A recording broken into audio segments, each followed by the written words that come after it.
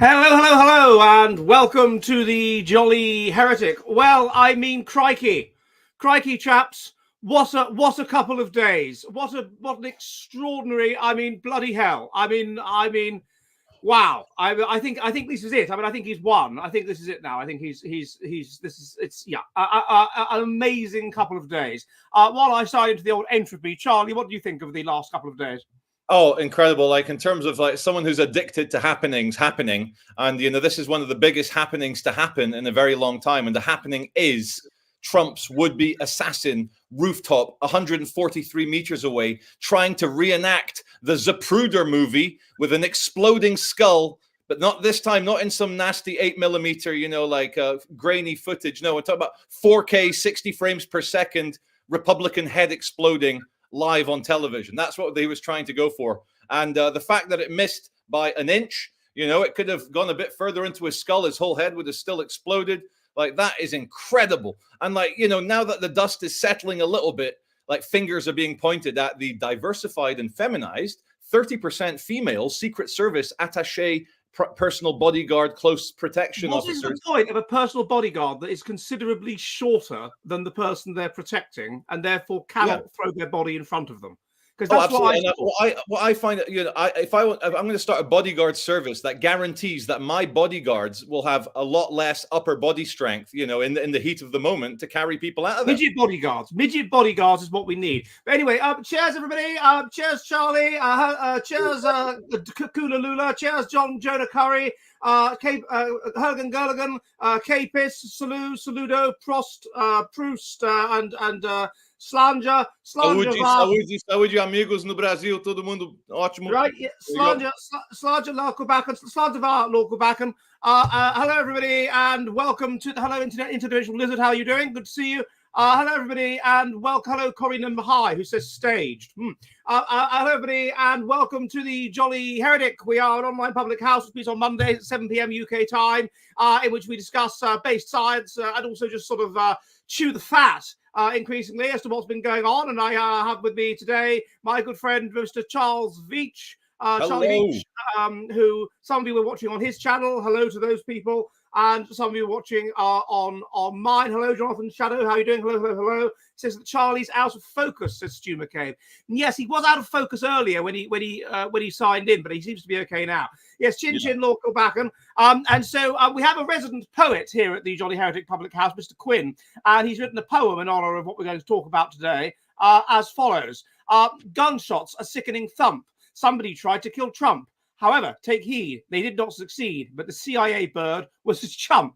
Thank you very, very much, Mr. Quinn. And if you would like to buy Mr. Quinn's book of Jolly Heretic Poetry, then it is, of course, available on Amazon. So we're going to talk about a few things today. We're going to talk about the Trump assassination attempt, obviously. We're going to talk about the insanity in the UK of deliberately letting prisoners onto the streets. We're going to talk about an interesting case in Tenerife. But I think we're mainly going to focus on, all I could say is the bravery of it. And I thought it was fascinating, Charlie, that they... some left-wing person tweeted, "Oh, well, what's the matter with him? He's just been shot, and he's just a bullet's grazed his ear, and the first thing he does is get up and punch the air. Not normal. It's not normal if you're a coward. No, if you're a coward, then you stay on the floor and you show weakness and whatever. But if you're brave and you're pumped full of adrenaline, then you can completely see that's exactly how he would react." The betas will never understand the heart of an alpha male. The kind of losers cannot understand the heart of a Chad. Lambs will not understand the heart of a lion. And, Trump, pumping his fist in the air, menacing glare. And I saw this incredible Twitter post, X post, of him with that, and the other photo was the exploded head of his would-be assassin. And the caption was just, "Fuck you." And that's it, Perhaps God is on. That photograph that somebody captured of him with his bloodied ear standing below the American flag. It's such a brilliant photograph. Whoever took that should win the award. I mean, what an amazing photograph. He's won 100% of the black vote in America, the inner city black vote that has to deal with gun crime and losing their cousins and uncles and sons to like gang violence. They know what it's like to lose an ear.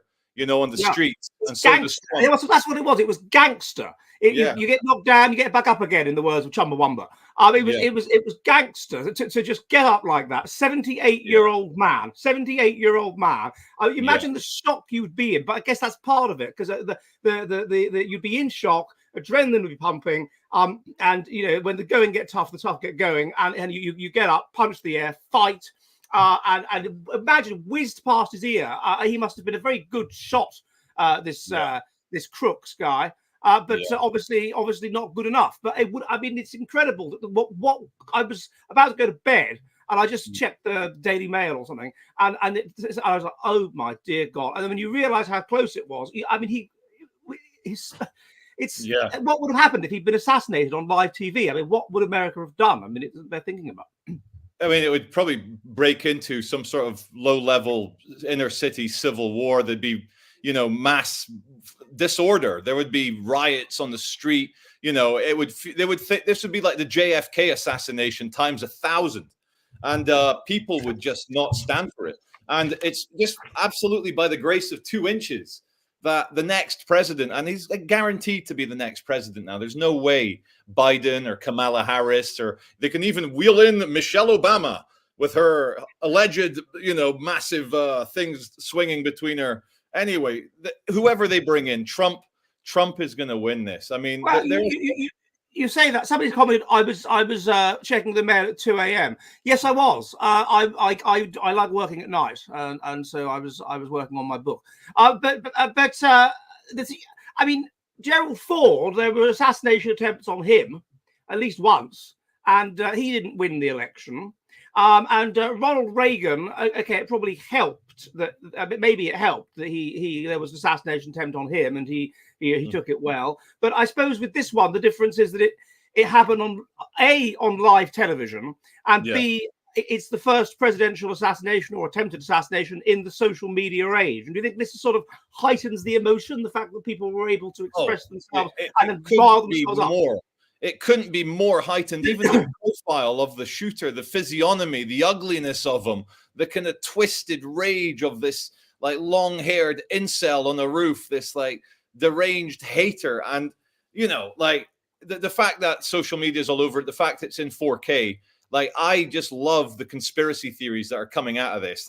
They are furious, the conspiracy theories. Have you heard any good ones, Ed? Any good conspiracy theories? Only that the idea that Trump somehow set it up, it's to help them to win.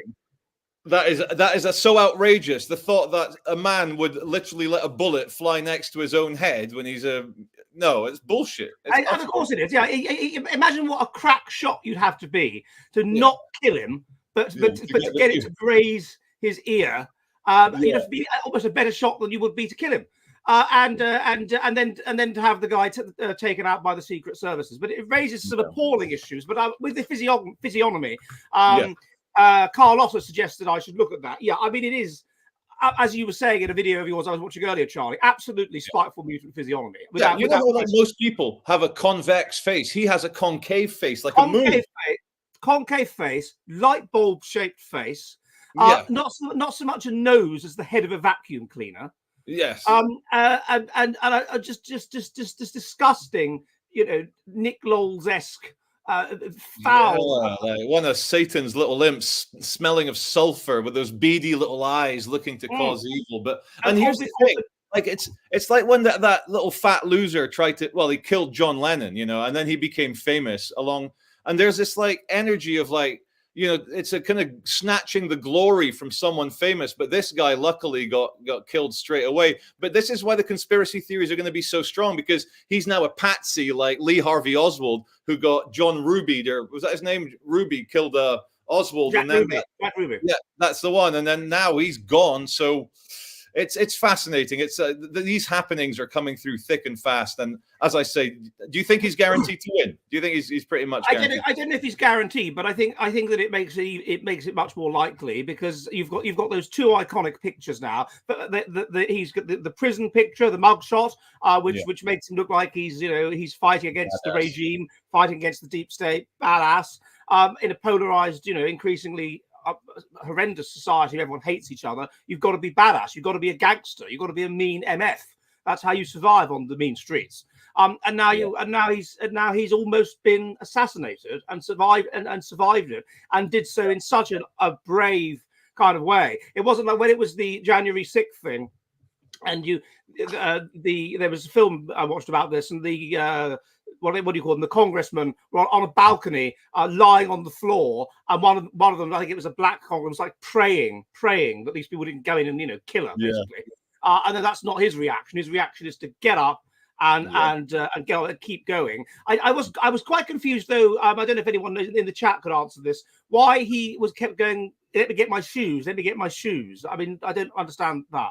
Unless that was just shock talking. What was the shoes thing? He likes his shoes, man. But why would his shoes fall off? Why would they? Was it Trump saying that? Yeah. He maybe he wears special shoes on stage, and then he doesn't like them like when he's comfortable. He likes to have his comfortable shoes.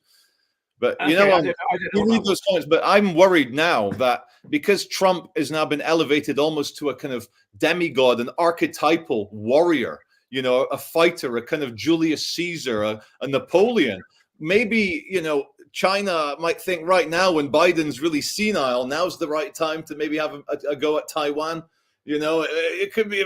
Oh, I see. Oh God, that. Well, that's God. That would. Oh dear me. Yes, that could be. That's crikey. Oh my God. Yeah, but then Trump would presumably be elected within a few months if they did that, and then it would. It could all kick off. But the fact that's extraordinary is that he was able to, I mean, if we think about what happened, it didn't need to happen.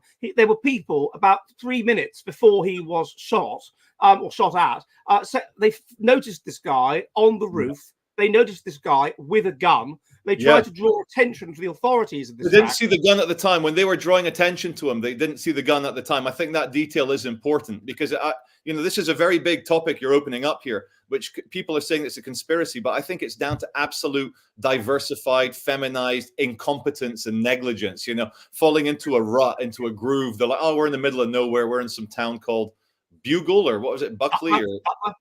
Butler, yeah, in the middle of nowhere. And so they're like, oh, what's the worst that could happen? And I reckon the Secret Service, especially, the ladies, they get complacent. They got better things to worry about, like makeup, perfume. And so basically, I reckon at every rally, Ed, they've got people on rooftops. They've got people with iPhones and binoculars and cameras. And I reckon they took that and they're like, yeah, it's probably, I reckon they took the report from the people and they're like, oh yeah, it's probably a fan. We don't see a rifle. And of course, the guy was either lying on his AR-15 rifle or he had it in a bag next to him. And so initially the sniper team couldn't just shoot him for having a bag. He might have been a Trump fan, it would be murder.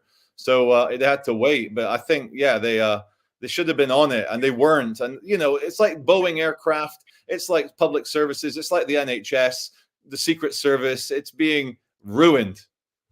No, but I would think the opposite, though. I would think women are much more neurotic than men. And so they'd be much more concerned about safety. Yeah, but it's men who have the evolutionary thing about looking out for prey in a medium distance and predators. And, we've got the brain for like medium-sized objects moving at high speeds in the medium plane. And so I think, like if I was to be a president or a candidate, it would have to be ex-special forces only. And they're all men. And I wouldn't allow it to. Like there was that shot, Ed, she couldn't even get her gun back in her holster. Oh, yeah.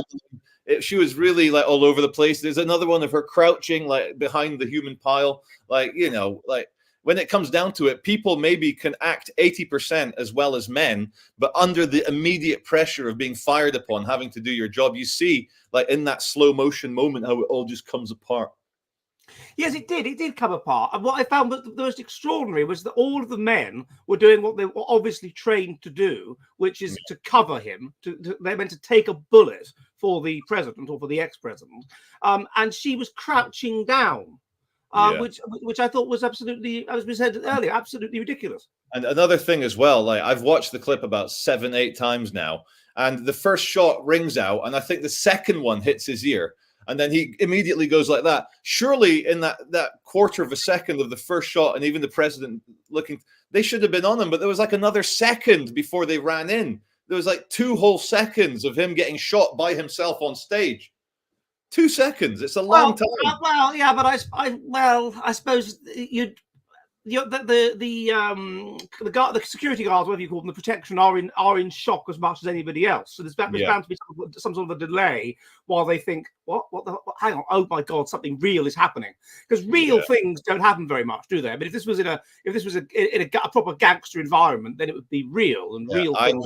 I would have 12 super twitchy autistic bodyguards who are like operating within that quarter of a second, like faster than anyone. They're like idiot savants that just instantly pile in and take over. That's what I want, the autistic bodyguards. Someone said she wasn't crouching down, she's just short. She couldn't have been that short. I know, I saw that she was sort of like that, and she was short. But I mean, it's become a sort of real boring take to take everything back to diversity, equity, and inclusion. But obviously, there was a deliberate policy to employ more women in these protection roles. 30%. I've seen the kind of director in charge of that, who also happens to be a woman. She was quoted as pushing for 30% to make it fully. 70% still men, but it turns out in the heat of the moment, you need anyway. I don't want to bash on the ladies too much. I mean, no, but they shouldn't have been doing that job in the same way that when it was the January 6th thing, there was some short female policewoman or whatever she was, and they managed to, the crowd, of course, managed to knock her over and get through because of that. So it's, but I mean, how.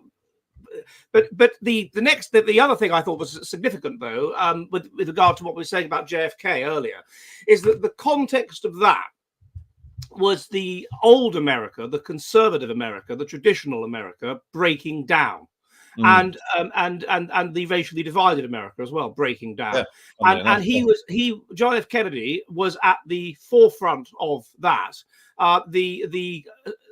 As it were, the deep state of the time, which was a right-wing establishment at the time, hated him, and this is one of the reasons why there are all these conspiracy theories with regard to why he was killed. They certainly stoked up an atmosphere of hatred against him, and then from there, of course, it doesn't take much for you to get a lone nutcase like Lee Harvey Oswald, who goes out there and assassinates him. And I wondered, based on the research indicating about how polarized Gen Z is in French elections and whatever, the data I have predicts a shift back to the right. And that when they're losing power, they clamp down. So in the 50s, when it was becoming clear that the right were losing power to the left, in a cultural way, there was this big clampdown on homosexuality, big clampdown on communists, big clampdown on whatever. And we've had this massive clampdown since 2016, since Trump was elected, on any dissident opinion, uber wokeness. And now we have a similarly, the right-wing insurgent, an atmosphere of hatred and loathing created and fueled, and an assassination attempt. And I wonder if it's symbolic in that sense. I think we need, in this zeitgeist, we need to have a kind of McCarthyism on steroids now to deal with the woke menace. I like to think that something has changed in the last couple of months, even before Trump got shot, that it feels like, reason is winning. And I don't like to say, right wing and all that, but just reason, being reasonable and common sense is winning over the forces of spiteful mutantness, to coin your phrase. But it's just I think McCarthyism, I don't know how we're going to do it, but do you think there's a way we can do it without getting thrown in jail for the rest of our lives? So you mean a way to undo the woke state? Well, yeah, to like create a kind of create a taboo around being woke, so that they don't get jobs, and that we, there's a kind of atmosphere of paranoia and persecution that they deserve to have around them. They do deserve to have that around them, but I think I'd rather that wasn't the case. I'd rather just have a situation like you had in the 1980s or 1990s, where you can just politically live and let live. Wouldn't that be nice? Freedom of speech, freedom of expression, and whatever. But the problem is that when, as we know, when that happens, then it's the most shrill, the most anti-democratic kind of people that will take over. And doesn't it all wokeness serves to hide the fact that different people have different abilities, and that is the last truth that they're hiding, isn't it? In a way. It's the people are different, and people are not equal. They're not equal, and what a boring world it would be if they were. But they're not equal. None of us are equal to anybody else in any way. And we all have different abilities, this and so is on. very important for us to talk about the fact, just even to state that people aren't equal. This is the kind of new thing we need to get people to understand, because anytime we criticize anything, it always comes back to that ultra woke reaction that you might be threatening the fact that everyone is equal in their world. And you see Gary Lineker, like, to kind of, if we're going to talk about the football at some point, Gary Lineker's wild. He keeps getting suspended on Twitter for going crazy woke. And he doesn't have 12 strong-backed Congolese migrants in his house, in his 12-bedroom house. I don't know why. He's just a hypocrite. And he is and Maurice Stewart as well, total hypocrite. They should have to take their quota of foreigners into their houses, but of course they come up with a reason not. Yeah, they're not. We're not. When the Finnish Prime Minister said in 2015 that he would take in migrants into his house, and then he raised security concerns to say that he couldn't. It's unbelievable. But we're not equal. And the worst thing is when it's not just a concern with equality, it's a concern with harm avoidance and not hurting people's feelings. And we get to a point where, as we've discussed before, you get people that have a literal fantasy that, let's say, they are a woman when in fact they're a man. And we're so concerned about offending people and this idea that all viewpoints are equal that they say you must take part in my fantasy and you must change the nature of society in lots of subtle, reduce free speech and change the nature of society in lots of subtle little ways to accommodate my fantasy. Essentially, you must accept my fantasy or I will cause a fuss. And that's what a narcissist does. A narcissist has a fantasy, but he says you must accept my fantasy. If you make out I'm not perfect, there'll be hell to pay. There'll be narcissistic rage to pay, and that's how far we've let it go. It's that we have to live in a fantasy world where, and of course, it's with something like race. On the one hand, they'll say, oh, yeah, race doesn't exist. Oh, yeah, we're all equal or whatever. Except then it does exist when they're looking for organ donors of different races because there aren't enough black people donating organs or Asian people donating organs. So then it does exist. Oh, but then it doesn't exist again. So ultimately, it's just power. It's just kowtow to the party. And the concern is that if we do shift to the right, it'll be too far to the right. It'll be an oppressive right-wing sort of a system like Saudi Arabia. Yeah, I mean, for me, I think it's very important for people to understand that part of being right wing, I think, is to understand that it's about cognitive ability at the end of the day. And for me, I've always been anti-racist, not because I'm lefty or woke, but I think racism, like if I was at a house party and there was an intelligent, gentlemanly black guy there, and then someone was just nasty to him, for no reason, and he was perfectly fitting in with the culture. He was just a good guy, and someone did something nasty to him just because he was black. I would find that really, really ugly. But I think, with the kind of woke people out there, they try and say that we're against the color of the skin. But for me, it's about what's in the mind. If someone has a good heart and a good spirit, and also they actually have a good culture, they're probably Christian, good Nigerian Christian, then, I'll be friends with you. But it's just the amount of people we're bringing in who don't have any civilization in them, who don't have any calibrated cognitive abilities over, centuries of civilization, that is upsetting. No, and also they can't be committed to the country. It's not their country. So there's no respect. I mean, like that thing that you put on your video today about how they're turning phone boxes in villages into miniature libraries with defibrillators. Yes. Well, I mean, brilliant. But you can only have that in a nice middle class area where everyone knows everybody else. Because if you put that in, if you put that in Bethnal Green or something, where not only is it totally ethnic, it's not even settled ethnic. It's not like there's a settled Muslim community. Yeah, there's just lots of people passing through, economic nomads with absolutely who are there to make money, and once they stop being able to make money, they'll just leave. And so they have no respect for anything like that, and so of course it'll just be vandalized and torn apart. And I think you can see like in the kind of areas that don't have that kind of homogenous filias of like a native group of people living in harmony, like you can see the kind of I lost my train of thought. Sorry. The reason why I've lost my train of thought, I've actually broken my glasses. Sorry, that's my rescue of losing my. How did you manage to break your glasses? I was fiddling with them, as a worry bead, as I was listening to you, and I snapped them in half, and then I and then it actually took my train of thought off a cliff. Oh God! Now if you be careful near the edge of cliffs, now that you've broken your glasses, that would be very, very dangerous. But I just Sorry, I found my point. You can see it, in areas that are fully diversified. There might not be the ability of that community, like in the kind of cognitive realm, to abstract something as nice as a free book exchange, and so it's like Genghis Khan coming across a wall. He doesn't understand it. Free books with some coins. I'll take the books and the coins. I'll smash the wall down, and that's it. That's it. So that's the problem with that. Off they go. Off go the glasses. So this is the problem with central Manchester and its environs. It's the problem with anywhere that's multicultural, that you can't have that filias, and so you can't have that sense of trust. You can't have that sense of community, and so things just become extremely unpleasant extremely quickly, and fall apart. So speaking of what we're going to go on to now, yes. So anyway, basically, my point is with Trump, I suspect that he is likely to make to make hay out of this. Oh, yeah. And the contrast between a doddery old man who is clearly, I mean, even it's all the time. Even when he made his speech from the Oval Office decrying the atmosphere in American politics, he was misspeaking, and he was saying the wrong word. And he talked about the battle box rather than the ballot box. He kept saying it. Battle box. I heard that. I heard battle box. Yeah, and would you agree as well? Like in terms of, a 78-year-old Trump.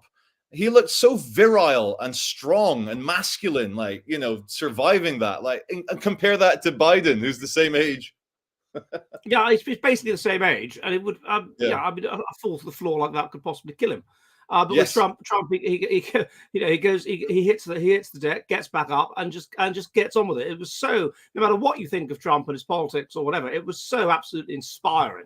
I couldn't believe that he had the wherewithal in that split second to think, oh, this is a real businessman, isn't it? This is a good photo opportunity. Someone's just tried to kill me. It's grazed my ear. I've almost been killed. Now is the time. Now is the time for a really good photo opportunity. This is going to look really good. Or even more naively from me, maybe that was his genuine, full of adrenaline reaction. Maybe that was the real Trump, that fighter that we saw. Who knows? Yes, possibly so as well. Possibly so. Yeah, and that's why it was just so absolutely awe-inspiring. And well done him. It was fantastic. Now, you were very excited. You were telling me about this Tenerife thing. And this Peter, this Jay, I'm not that with this. Shall I give your international audience a quick rundown? The international audience a rundown of what's happened. Okay. 30 days ago, 1 month ago, a 19-year-old English man, teenager, young man from Oswald-Swisel in Lancashire, a rural region just north of Manchester, went on his first international holiday to the Gran Canary Islands, just off the coast of Africa, owned by Spain. So Tenerife, a Spanish island. He went for his first holiday away from mummy and daddy, ended up getting with the wrong crowd, went to a house party. And we know it was the wrong crowd because now the stories have come out that there was lost Rolexes or drugs or someone got disrespected. Knives came out. Anyway, he went on the run. He had a cut leg. His friend said that he cut his leg on a cactus, which spawned a million memes. He got lost in the mountains, about 10 hours walk from where he was staying. He told Lucy, who was she's been slandered as his drug mule. There's a lot of speculation that I'll just say, it's alleged. I'm not going to slander anyone, but she's the alleged drug mule that's been in charge of him. And today, after a month of conspiracy theories and speculation, where is he? They found the 2 black British guys that were last seen with him. Were they involved? Were they not? Are we being racist for even thinking that 2 black British guys could ever be involved in the disappearance of a teenager? Maybe. But anyway, today, at the bottom of a ravine, they found the decomposing body, and all indications, it's pretty much, the media can't say it's him until they DNA test him, but it's him. And they found Jay Slater. They raised £52,000 in this GoFundMe. There was a lot of speculation if that was going to be used for nefarious purposes or maybe to pay off the Moroccan mafia, the biggest conspiracy theory of all. And I say this is all just theorized, that the Moroccan mafia gave him his bag of drugs to sell in a nightclub. He stole the drugs and the money, and then he got dispatched by the Moroccan mafia, probably with some anchor tied around his legs and dropped off, into the sea. But they found him today. It turns out probably they were all wrong, or maybe a mixture of the two. He was maybe running away from Moroccan mafia, fell down a ravine and died, because it's very unlikely that a 19-year-old in good spirits going on a morning walk, it was 7 a.m. through the mountains, he could have found water, he could have spoken to other tourists. It's also very unlikely that a 19-year-old would be up at 7 a.m. Oh no, he was still up from last night, obviously. Oh, I see. Right. Yeah. He was partying, of course. So so for me, I think it's a combination of the two. I think the reason why he went off-piste, as they say, was to get away from some people that were maybe driving around there looking for him, and they ended up getting into a bad accident. So R.I.P. Jay Slater, condolences to his family. Oh, it's terrible. His first holiday, what was he, a student? What was he? What do we know about this guy? He was a convicted machete attacker. Oh, he was a bit unsavory. Yes, I'm not even joking. He had just served his community sentence, 300 hours unpaid, for being part of an 8-strong group who attacked a guy with a machete. It turns out, though, allegedly, the guy that Jay Slater attacked in Lancashire had it coming for burglary and theft and for generally being a bad guy himself. So it was like, foe on foe, they're trying to say. But anyway, it goes to show you can actually avoid a custodial sentence in Britain. If you're 19 years old and you're part of a gang that machetes someone and splits their head open, you can avoid jail. You just do community order. Yes, that's not a very. I mean, really, he should have. If you're going to attack someone with a machete, you should go to prison for a very long time. And had he gone to prison for a very long time, Jay Slater, a key witness, revealed to be former Cardiff drug dealer. Okay, so basically, he was an absolute drug dealing yob thug. Like, not a very nice. Initially, when the photos came out a month ago, like I went to Oswald Whistle because it's not far from where I live, thinking that there'd be a media circus there. It was eerily quiet. Some people had put up blue ribbons for him, but I said he looked like a good lad. I said, and his photographs, he looks like a normal, handsome enough guy. There's nothing like particularly like pigeon nosed or inbred about him. He looked like a nice guy, and this is why I think he went viral as well. But his mother was a kind of Karen Matthews hiding the Shannon in the bed lookalike type thing. Again, alleged lookalike. I'm not getting myself in any legal trouble here. They've got money. They've got that GoFundMe. They could sue me, so I'm not. No, don't make any difficult allegations. No. Jay Slater, machete gang attack victim, hits out at internet. Jay Slater jumped by 3. Okay. He was. He'd had a bit of a history, but condolences to his family though. Like he is still a 19-year-old who maybe could have turned his life around had he not gotten into difficulties in Tenerife. So to the Slater family, no disrespect. No. Okay. So who is Jay Slater machete victim? Tom Hilton. So who's this then? So that's the victim. That's the guy who is allegedly also a bit of a bad boy. Oh yeah. The attack took place in Rishton in Lancashire in 2021. Left the 17-year-old fighting for his life. Tom likened the gang's behaviour to a pack of gorillas. He recalled being chased and assaulted by the group, resulting in his skull being exposed. And you see, when it's a group of young white boys, you can refer to them as a pack of gorillas, just so you know. Yeah, you can. You should all 8 be thoroughly ashamed of themselves. And oh my God, I hope the legal families Yeah, wow. Okay. So but that's the thing. They should lock them up and for a very long time. But for our American viewers, one of the first things that the Labour government, who was elected with a ludicrous landslide a couple of weeks ago, have done is they're going to let people out after not half of their sentences, which is a traditional thing that you do in order to get them to behave well in prison, but 40%, up to 40% of their sentences. So we're just going to have more criminals on the streets doing crime, because let's face it, prison, this idea that prison reforms people, no, it doesn't. Prison acts as a deterrent. People don't want to go to prison, and its main use, though, for society is to just keep nasty, violent, criminally inclined people off the streets, away from us, during their most fertile period. That's the point of prison. And so if you let them, and they said that they're going to help justice to be done. So the idea is that there's such a you can't I think their reasoning is that prisons are so overcrowded that you won't be able to jail people for any length of time, Yeah. because there's not enough prisons. Building prisons would presumably be a solution to that problem, or deporting criminals. And so you're going to have to let the other prisoners out early so that the new prisoners can come in and serve 40% of their sentence.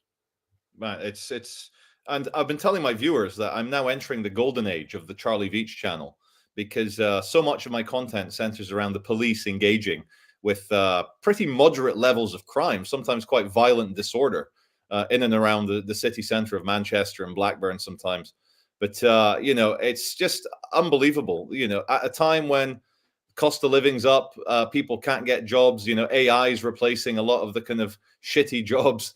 And then we're importing. I think that the record came out today. The Office of National Statistics said that 600,000 migrants arrived here. A net growth in migration of 600,000 in the last 12 months. That's that's a city twice the size of Edinburgh has arrived in 1 year. And That's absolutely appalling. And yeah. I mean, we need to get to the point where people are asked politely to, and then incentivized to just get out, to leave. Yeah. There's too many people.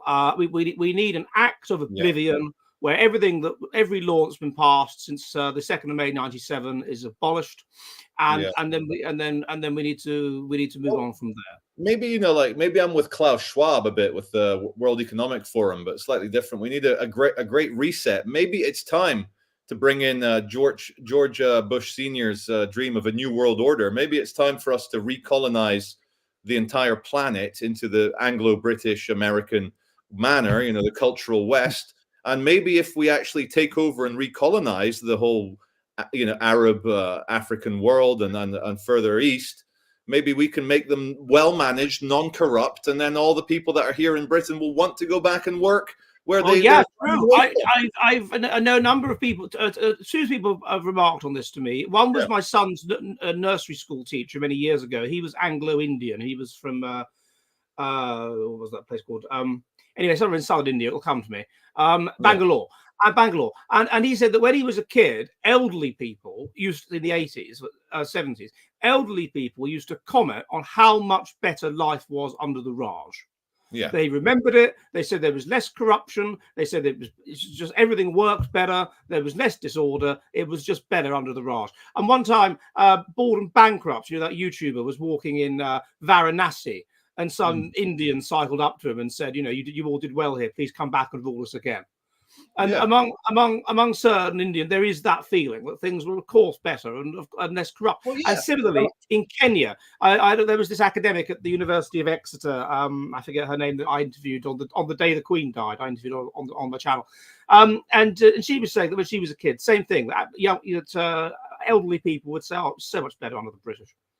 Yeah, and you can see that, the stability of the British Isles over the last 1,000 years. There's been a few ups and downs, a bit of a civil war in the 1600s, but pretty much stable though for hundreds of years. We've got a good 300 years stability, and compare that to the French, colonial system. No, the French's revolutions, riots, chopping off heads left, right, and center. The Spanish as well, falling into fascism in the 20th century. So it's all this a bit disordered, and the British though, the stable British. No wonder they begged to be recolonized by the British, because everything worked. Trains run on time. You can actually. And here's another thing with these countries. A big problem why they come arrive on rubber dinghies coming to the West is that they're so corrupt that you might start a business in, say, Beirut, and it does really well, and then your local Hezbollah commander comes along, puts a gun to your head, and says, "Okay, sign over the ownership of the business. It's mine now." There's been loads of cases of this, of people trying to run. Was it an episode of Banged Up Abroad I was watching, or what was it? Of people trying to run a business, and if they get successful, then a voodoo curse gets put on them, and dead animals get hung up outside the. I mean, it would be great to go back there, go back to the mid-Victorian period when we're building up the empire, and just get that spirit and capture it and bottle it and bring it back. I mean, in regard to which, I was watching this YouTube video came up the other day, and it was how in Grand Theft Auto 5 they kind of recreate Los Angeles or parts of Los Angeles with a great deal of verisimilitude and tremendous detail. Yes. And years ago, my kids wanted it, and I got it, and we played it, and it was fascinating and very interesting. And I was extraordinary, the level of depth and detail. Well, I discovered a game where I was watching these YouTube videos, and someone was showing it, where they've recreated London of 1860 in tremendous detail, and I bought it today. Have you? Yeah, it's called. I do think that in general, anyone over the age of sort of 30 or 15 that plays a computer game should be arrested and taken to prison. But I make certain exceptions for Grand Theft Auto 5 and this, which I haven't played yet. It's called Assassin's Creed London Edition. Syndicate, yeah. And there's various versions. I got it second hand today in Pellimer, Sonoli for €20. And there's various versions of this. So there's one where they recreate like French Revolution 1789 Paris in again verisimilitude and detail and everywhere. And then one where there's like Viking invasion of England, ancient Greece. There's loads of them. So I was fascinated by this. So I'm looking forward. I'm feeling a pang of a pathos and nostalgia and sadness because the very young men, and yourself, I include you as a young man because you're the same age as me. We're young men that we should be out on the streets recreating the Victorian era. Instead, we're playing a virtual version of it in our homes and with our headsets on, whilst the migrants run riot and like run amok out in the street. So, I want to enjoy that sort of thing, but that's why I go out on the streets pretty much every day. I want to try and maybe, I don't know, get people to see that it can be great again. The best of British, everything that's going on, it can be great again. So get out there, people, confront not just the migrants, confront the scumbags, because we have a lot of native scumbags as well. So it comes back to that cognitive thing as well. Don't just, judge people by the color of their skin, but by the content of their character, which the wokies don't. They judge people by the color of their skin, not the content of their character, which is why they jump onto a 737 and stop a Jamaican rapist being deported because, he's black. He must be a good guy because he's black. Well, no, it means that they can virtue signal about being a good guy and feel that they're good. That's the recreate. Why don't they virtue signal about why aren't they colorblind and just virtue signal about whether people's a good people or not? Good people. It's very superficial, Ed. It's simple. Yeah. It is. Yeah, it's appalling. But that's how they operate, and they move on. I love the way they move on so quickly, though. The way that everything was about Ukraine. They're out there all the time. Ukraine. Putin is bad. Ukraine.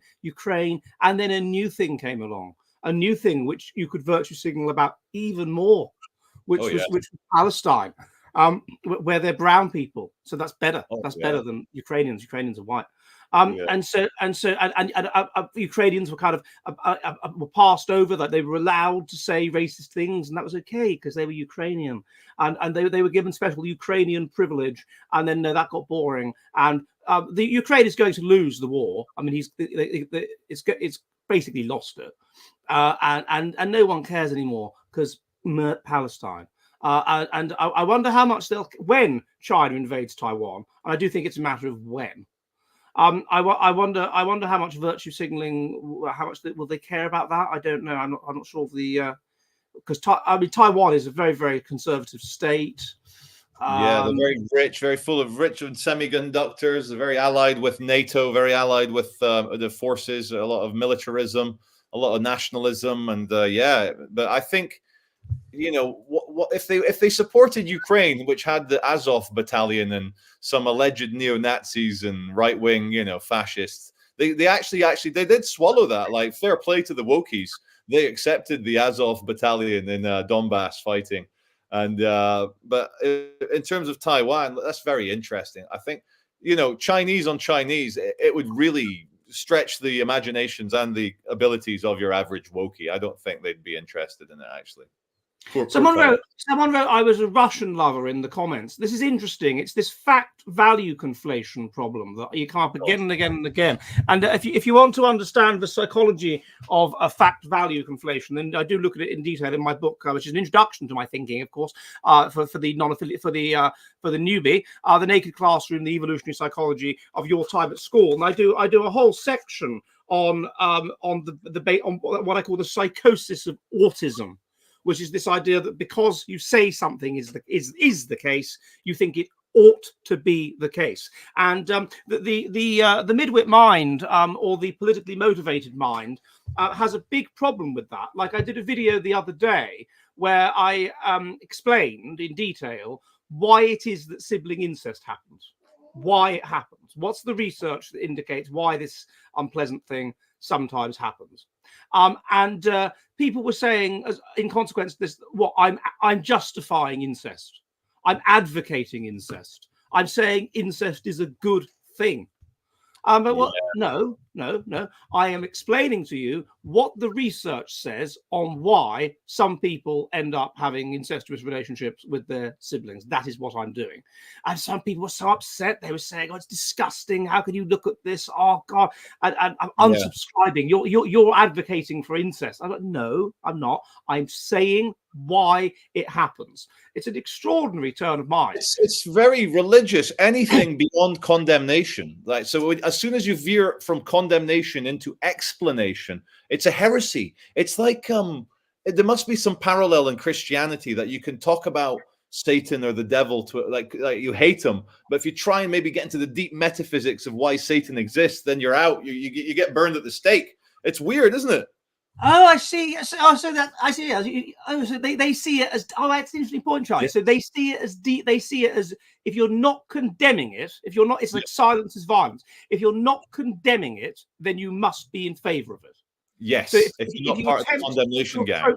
If you attempt to understand it, by understanding it, even trying to understand it, that's energy that you should be using to condemn it, and therefore you're not condemning it enough.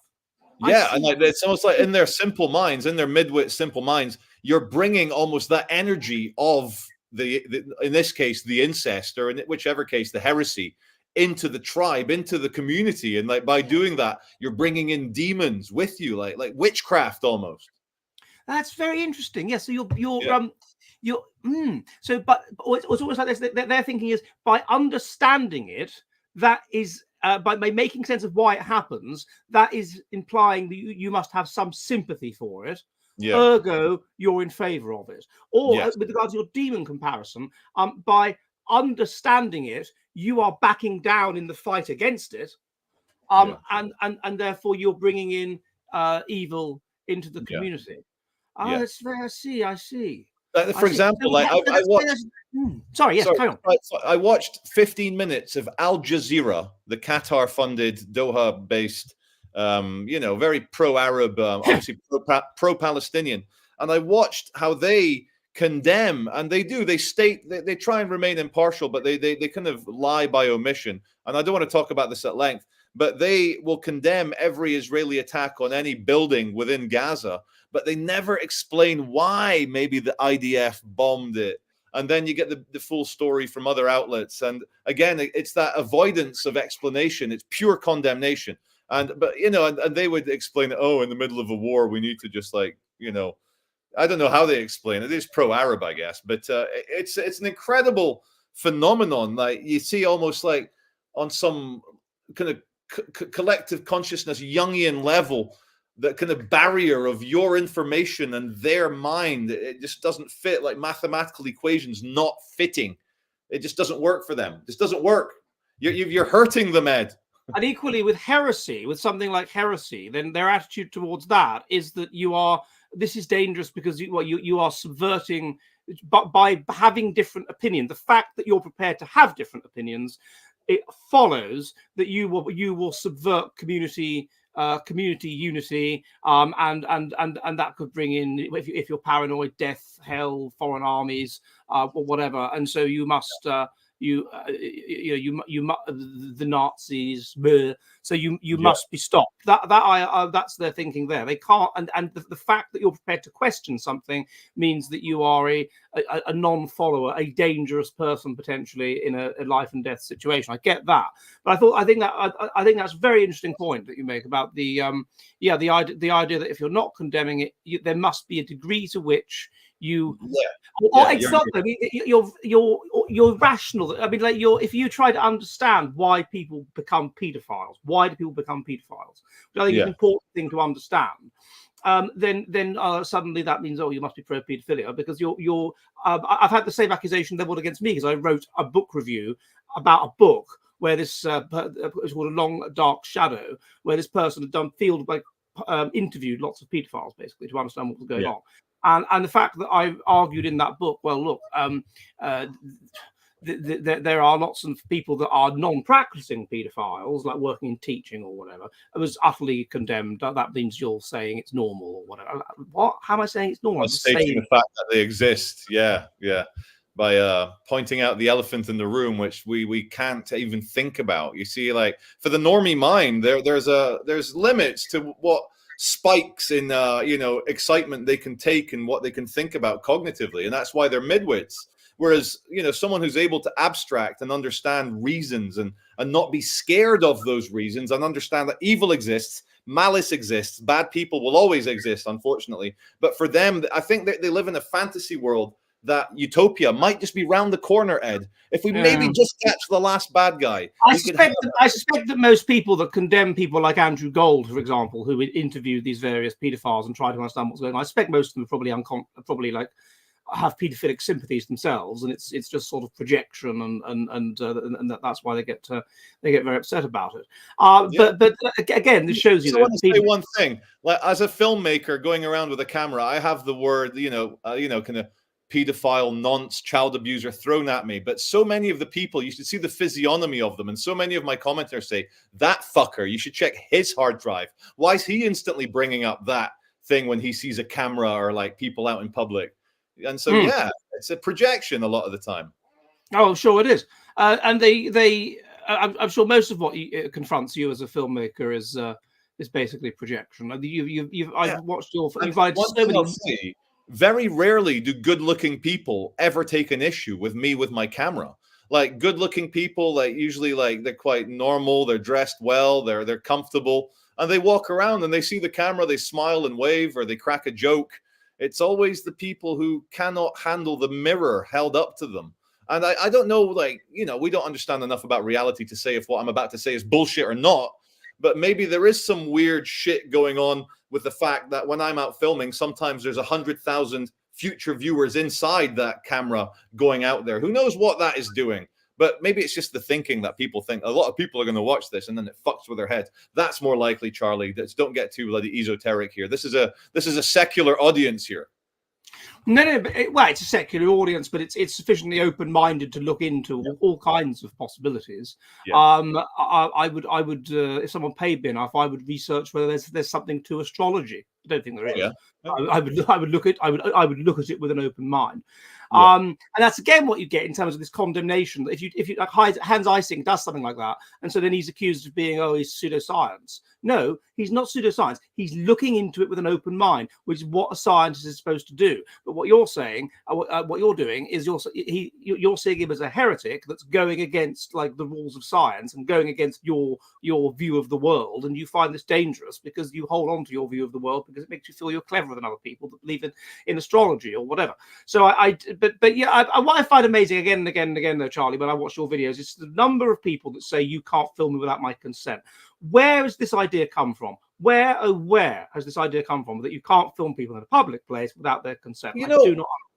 I usually write it off as stupidity. People thinking in their bovine, like everyday normie brains, like, oh, you're not allowed to just like, it's rude. You should ask permission. Like you can't just film me. But I actually think the people that kick off are maybe a bit smarter than I give them credit for, and they're abstracting the fact that they're not comfortable with how they look and how they act, and they're pissed off, and society has turned them into a sociopath. They've become bitter and twisted and angry and gnarled and hateful, which is probably why I'm filming them, because they're shoplifting or beating someone up or getting thrown in the back of a police van. So of course, they're not gonna like it. But I think it's shame. Good old-fashioned shame means that they don't want to be filmed. But people need to work on themselves, and not only work on themselves, Ed, but get over themselves. You're not that important. You can't ask random people not to point a small piece of glass and metal at you just because it's got a lens on it. It's not your business. Like, yeah, look, I don't go up to people and put the camera right in their face with that. They worry I might break their nose by smashing the camera into them. It's always 2 meters away. I'm a big guy. I don't want to intimidate people and get myself in trouble for it. But people don't like they don't like the mirror that the camera and the video holds up to them. And, and they should get over it. And it's a cultural thing. The British, I think it's the reason why the British just don't win the Euros, Ed. It's that kind of shame of losing the empire, shame of allowing 2 million migrants to arrive that are strong, military-aged men, shame at letting wokeism and people mutilate children with the transgender ideology. People all feel shame. And until we actually reattach the balls to the gender-confused child and let the testosterone flow, our society is fucked. Let the testosterone flow factor. Well, on that note, we're about halfway through. So to those of you new, hello. Welcome to the Jolly Heretic. We are an online public house, which is on Mondays at 7 p.m. UK time, 2 p.m. New York, in which we discuss based science and anything else. Interest to us. If you are new, please subscribe to the Jolly Heretic and subscribe to Charlie Veach's channel. It helps us both immensely if you do that. And also please subscribe to my Substack. That's jollyheretic.com, where I put in-person interviews with lots of interesting people and the spiciest content that I can't really put on YouTube. And also, if you're new to my thinking, then you could do worse than buy my new book, which is The Naked Classroom, the Evolutionary Psychology of Your Time at School, which looks in depth at basically evolutionary psychology and all of the questions that you might have wondered about at school with regards to science that they never actually told you the answers to. So do go and buy that. But most importantly, please subscribe. So what is his Substack? To be right, Substack. The website is jollyheretic.com, and there you can, if you like what I do, you can support me for the cost of a pint of beer a month. Thank you very much, Sir Enzo Fernandez, for your subscription. It's very kind of you. And Secret Squirrel for smiling about that fact.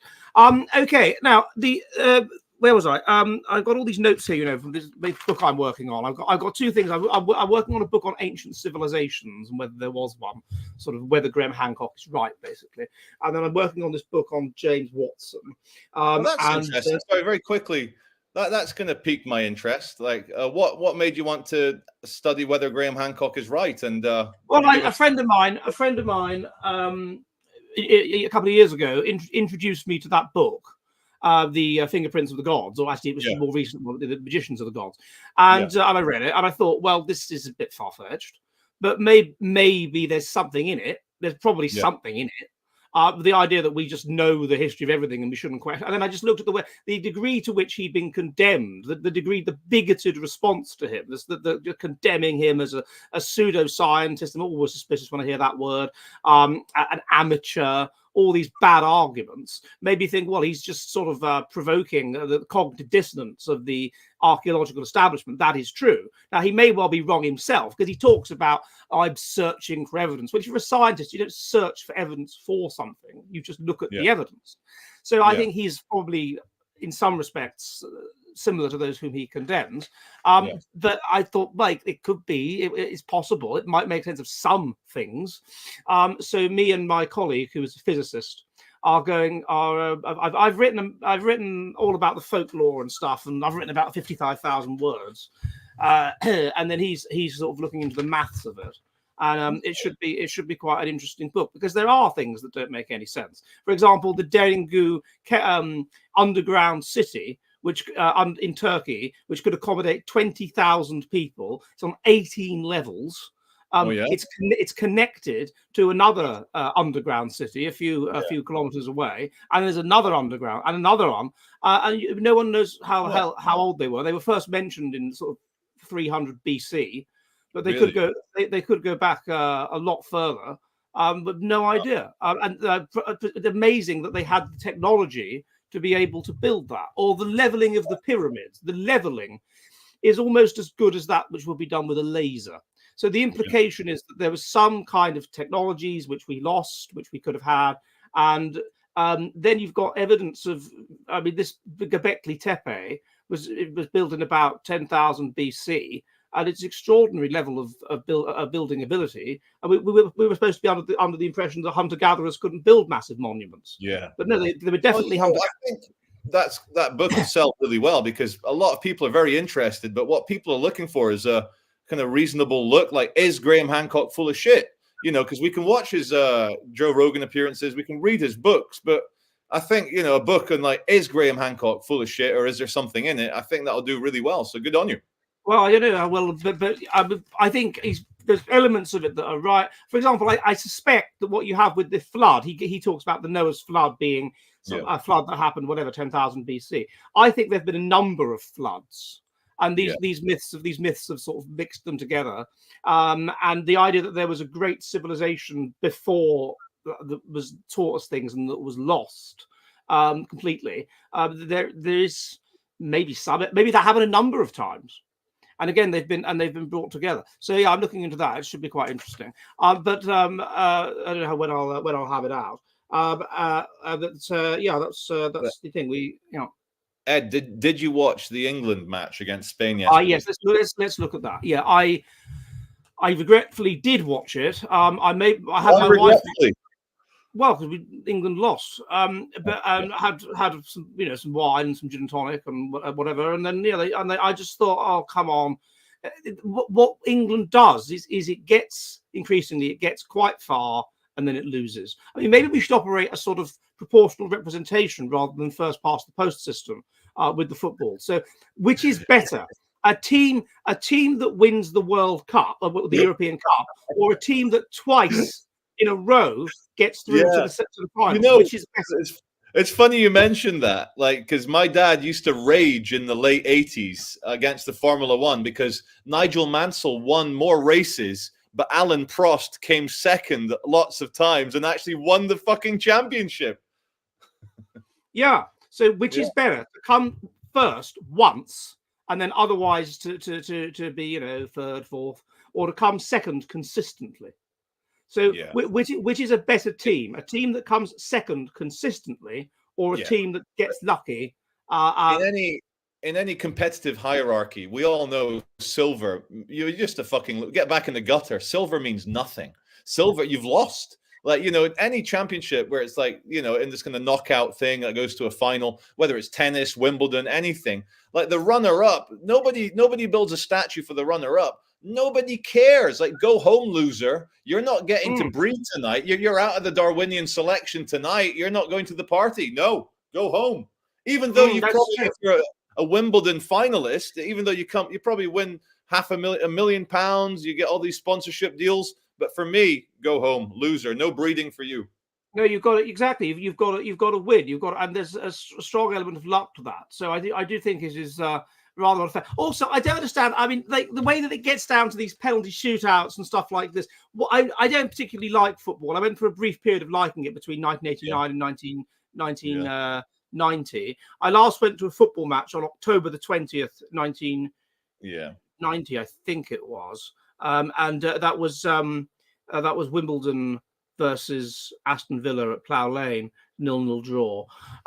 But it seems to me that why don't they just make the goals bigger? What they should do is, if they get to the rather than all this like extra time and penalty shootouts and shit, is if they get to the full time and it's a draw in a situation like that, they should make the goal bigger.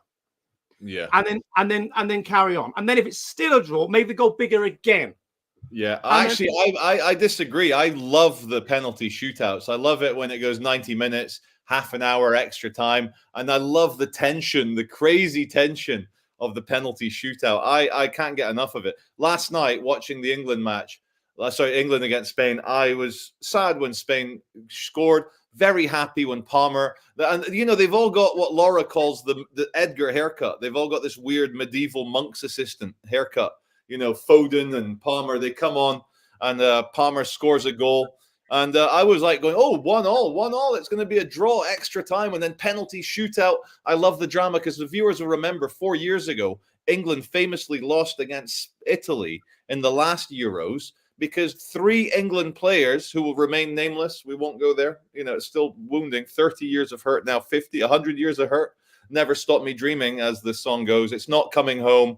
And, and let's not forget Gareth Southgate, the manager of England, is most famous for missing that penalty and getting England out of the World Cup back in the 96 or something like that. 96, yeah. Yeah, I think it was 96. European Cup.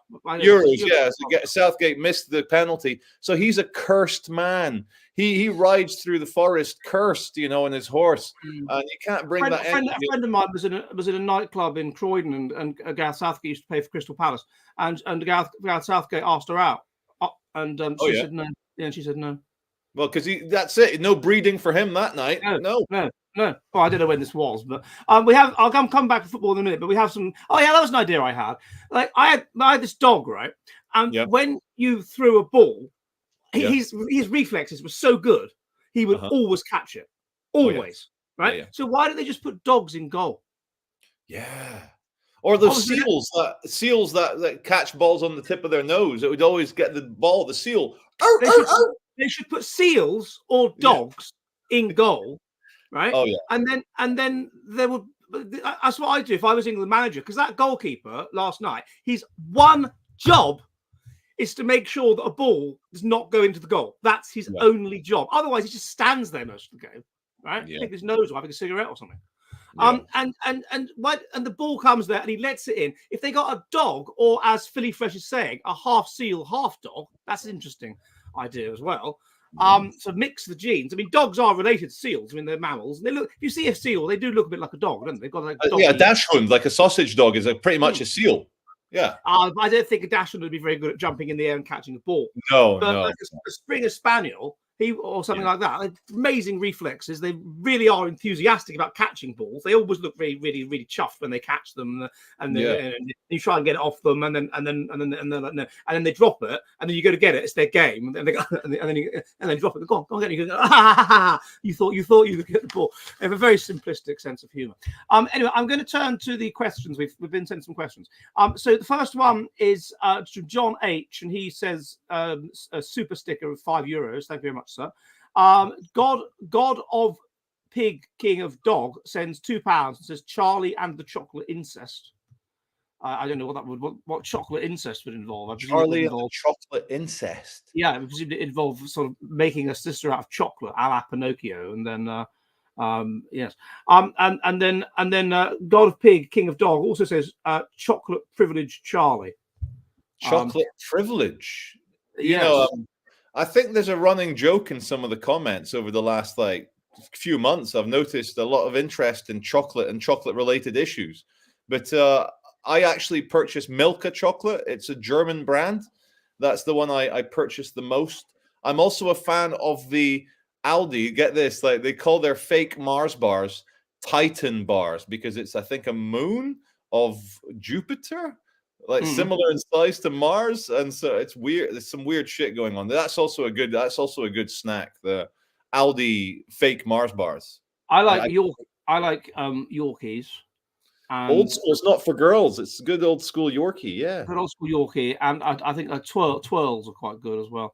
The next question comes from Wilson Bear, thank you, sir. And he says, people who do not agree on basic ideas about how people are supposed to live together cannot live together peacefully. Diversity is a disaster. Indeed, it is. I don't know how anybody can say diversity is a strength. Perhaps diversity of ideas in a scientific setting is a strength, but diversity of peoples is not a strength. As a chap said to me at a pub called the Three J's in Jaywick, in a zoo, he said, you don't put the lions in with the tigers and the elephants and mix them all up, do you? They don't get on. But I think it's important to state, that it's more about differences in cultures. Because if I was running a kind of a little Roman legion, out in Scotland, I'd have Celts and Moors and Vikings, and I'd force them all to be Roman, and they'd all be culturally identical. They'd all be my bitches and Roman soldiers.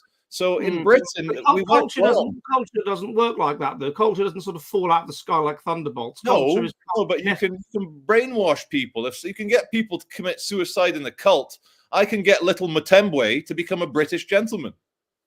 Yes, there is a degree to which that's true, but there's a difference between doing that to one little Mutembe and putting lots of people together that are Poor Mutembe, he's going through a Mutembe lot. would probably be an outlier for his group in terms of personality and intelligence. You know, I've no problem with that. That's perfectly possible. I would, as I've always said, I would much rather spend the evening with a group of black people than I would with a group of woke white people. Oh, absolutely. Yeah, the drugs would be more fun as well. Well, and just the people would be more fun. They They'd have like a sense of humor. Yes. A sense of humor that didn't involve mocking the working class and the opinions of the working class. Yeah, that would be so much. Lily Allen mocking the Bazas and the England lost. Like, she's such a twat. Yeah, I mean, just vile. Okay, the next question comes from Computer Dog. Unrelated, but do you know of any examples in evolutionary psychology of traits that mimic the traits of a healthy pro-social person? I was thinking about this in relation to serial killer nurses. Traits that... Hang on a minute, let me see that again. That's quite an interesting question. So you're a scumbag, but you mimic being a really good, caring, community-oriented. Well, yeah, I mean that's what you could argue. That's what psychopaths do, isn't it? That a psychopath will be extremely good, extremely manipulative, and so extremely good at seeming normal, at seeming healthy, at seeming psychologically healthy, or a person with borderline personality or whatever. But there'll be certain tells. There'll be certain things that are a bit off, maybe that you see, and then gradually, as you get to know them, you will start to realize they're a psychopath. But so a psychopath is extremely good at.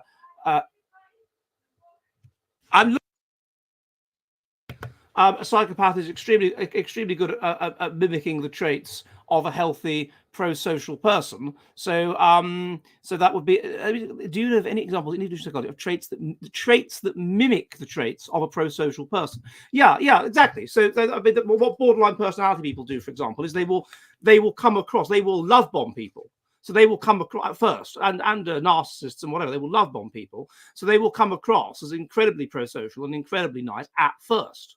And that's how they suck people in and make them addicted to them. And then, because it's a lot of cognitive effort to be that nice when you're not really, then once they've attached themselves to them, then they can exploit them and use them for their own means and follow their particular evolutionary strategy. So if you're referring to Lucy Letby or the nurse Beverly Allett or these other cases, although there's now a lot of doubt being expressed with regard to Lucy Letby, so that should be interesting. Sorry, just to jump in, like, is psychopathy or narcissism or even BPD, is it on a I hate to use that term, but is it on a spectrum or is it like either or? Like, is it like yeah. Yes, like, can I be almost a psychopath, but just within acceptable boundaries of being a normal person? Absolutely, yes. So with narcissism, for example, you're going to get narcissistic personality disorder, which is a disorder and then you're going to get extents of it. So you're going to get some that have even very severe narcissistic personality disorder, some that have it enough that it's a disorder, and then you'll get what's called subclinical narcissism, where you have aspects of it but not all of it, or you have so you can have aspects of it to a pronounced degree but not the full shopping list, or you just have it to a lesser degree. So that's subclinical. Is this all magic and bullshit invented by psychotherapists and psychiatrists, or because is it all bullshit? Like, or are these things actually scientific? I don't think it's bullshit. I mean, I think a lot of statistical studies have shown that these traits cluster together. So we can say there is such a thing as a psychopath, there is such a thing as a Machiavellian, there is such a thing as a histrionic or whatever. So they cluster together. And if you have that disorder, then you can make correct predictions, therefore, about how a person will behave to quite a narrow degree of detail. And there's even certain alleles that seem to be associated with having these disorders, which have been isolated. So I think suspecting we're putting the horse before the cart here, and we're inventing these books and labels and things, and then we're looking out there for things when these are just levels of people being a cunt. Just how much of a cunt. I'm not disagreeing. If you look in earlier medical literature before we had those concepts, then there would have perhaps been concepts that paralleled those, but that weren't quite the same. So the idea of a woman being an she's hysterical. What Yes. actually was an hysterical woman? It was histrionic woman. It was borderline personality woman. It was that sort of thing. But now we've sort of narrowed it down in greater depth. So I do think they have some predictive. I've even taken offense at the term borderline personality. I know exactly what it refers to, and I know the traits. But what is it? Are you borderline to having a personality, or borderline not having I think the idea was that you're sort of. Was it that you were not quite as bad as a psychopath? Almost personable. Well, what it's characterized by is having a completely unclear, oscillating between completely different personality states. But I'm trying to remember in a very extreme way, such that you seem almost like different people. But I'm trying to remember what the history of the term was. Oh God, there's the history. I'm just check Wikipedia. I know I hate to do it, but there was a history of the term whereby it was like that you weren't quite psychopathic or schizophrenic or something like this, and so they called it. But I can't find the history of the term, but it was something like that. But it's a fascinating thing, mainly among women. I'll just say it's all psycho-Leninism designed to control us, because then the government can say, "Oh, you've got this. We need to bring in these experts to look after you." It's all psycho-Leninism. It's all bullshit. It's what was that guy? No, what was that Russian guy that explained why genetic beans work the way they did? What was it? Not genetic beans. Yeah, not Gregor Mendel. Not was it? There was the Belgian guy who kind of figured out kind of hereditary traits, and then there was a Russian guy who said that no, beans are communist and that they grow along communist ideals. What was his name? You know what I'm talking about? I know, Lyshenko. You've been Lyshenko. That's it, Lyshenkoism, not bio-Leninism. Yeah, that's it, Lyshenko. Oh no, he didn't. No, I don't think it's that. But anyway, yeah, Lyshenko. Someone's saying in the chat, yeah, borderline of psychosis and neurosis. That's it. Thank you, Jardom. So you're borderline of psychosis and neurosis. So not quite psychotic. Yeah, that's what it was. Well done. Okay. Heinz Beans says somebody in the chat says Peepo Boy 3000, and yes, Lyshenko. That's it. We've established it's Lyshenko. We've got that. Good stuff. I knew we'd get there. Thank you. Well done, everybody. Well done. But yeah, back to football. I do think that dogs in goal is something we should seriously consider. And yes. I don't know why we haven't done so. A beautiful humiliation ritual, watching England get so close yet so far. It's like teasing them. It's like hovering a kind of a beautiful woman in front of an incel, and then just as he's about to like get ponder the aroma of her musky scent, and then it's taken away from him just as he's standing to attention, turgid like a banana tree. It's taken away from him, like, and that's a humiliation ritual for England.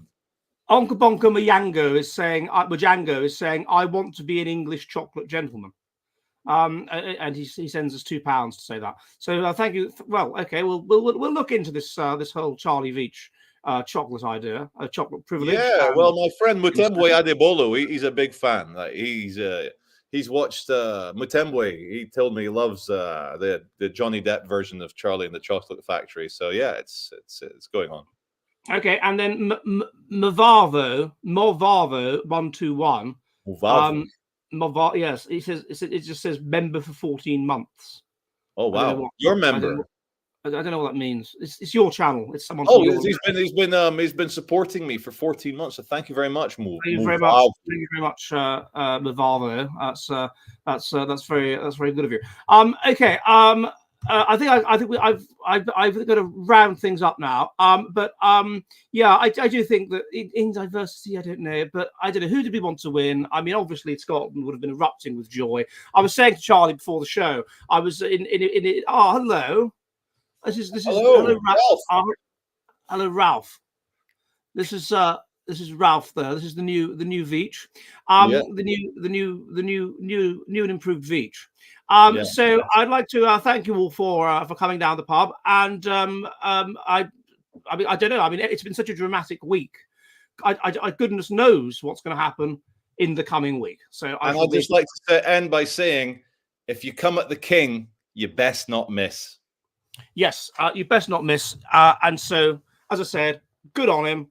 And I will see you all next Monday. And goodbye.